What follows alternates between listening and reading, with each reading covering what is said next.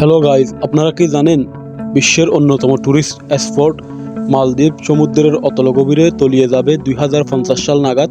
তো চলুন আজকে আমরা দেখিনি কেন এবং কিভাবে সমুদ্রের ভিতরে পুরো একটি দেশ তলিয়ে যাবে। আপনারা জানেন প্রতি বছর বৈশ্বিক উষ্ণতার কারণে অ্যান্টার্কটিকার বরফ গলে যাচ্ছে এবং প্রতি বছরই কিন্তু সমুদ্রের উচ্চতা বৃদ্ধি পাচ্ছে। আপনারা জানেন মালদ্বীপের গড় উচ্চতা হচ্ছে 1.5 মিটার এবং মালদ্বীপের সর্বোচ্চ উচ্চতা হচ্ছে সমুদ্রপৃষ্ঠ থেকে মাত্র 2.5 কিলোমিটার। তো বিজ্ঞানীদের ধারণা অনুযায়ী প্রতি বছর 5.4 মিলিমিটার উচ্চতা বৃদ্ধি পাচ্ছে সমুদ্রের। বিজ্ঞানীদের ধারণা অনুযায়ী যদি এইভাবেই উচ্চতা বাড়তে থাকে তাহলে 2050 সাল নাগাদ মালদ্বীপ সম্পূর্ণরূপে সমুদ্রের তলে তলিয়ে যাবে। এখন আপনাদের মনে প্রশ্ন আসতে পারে, তাহলে মালদ্বীপের 5.5 লক্ষ মানুষ কোথায় যাবে? তারাও কি সমুদ্রের তলে ডুবে যাবে? না, অলরেডি মালদ্বীপের সরকার কানাডায় তাদের কিছু জমি কিনে রেখেছে, যেখানে তারা 5 থেকে 10 লক্ষ মানুষের বসবাস স্থাপন করতে পারে।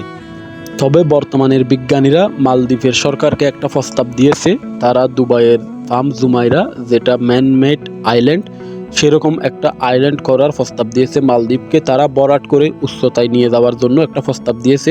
যদিও এটা কতটুকু গ্রহণযোগ্য এখনও পরীক্ষা নিরীক্ষা করা হয়নি, তবে মালদ্বীপ যে ডুবে যাবে এটা তো নিশ্চিত। বর্তমানে মালদ্বীপের উচ্চতা যতটুকু, এইটুকুতেই আগামী 50 সালের ভিতরে কিন্তু মালদ্বীপ সম্পূর্ণরূপে সমুদ্রের তলে তলিয়ে যাবে।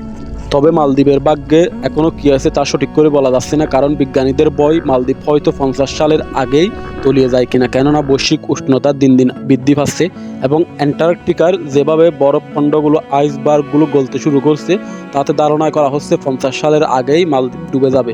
তো এখন মালদ্বীপের একটাই উপায়, সেটা হচ্ছে মালদ্বীপ দেশটাকে স্থানান্তর করা। মালদ্বীপ সরকার অলরেডি প্রস্তুতি নিয়ে রেখেছে এ ব্যাপারে এবং দেখা যাক পরবর্তীতে কি হয়। আপনারা আপনাদের মতামত জানিয়ে দিন, মালদ্বীপ কি আসলেই ডুবে যাবে কিনা।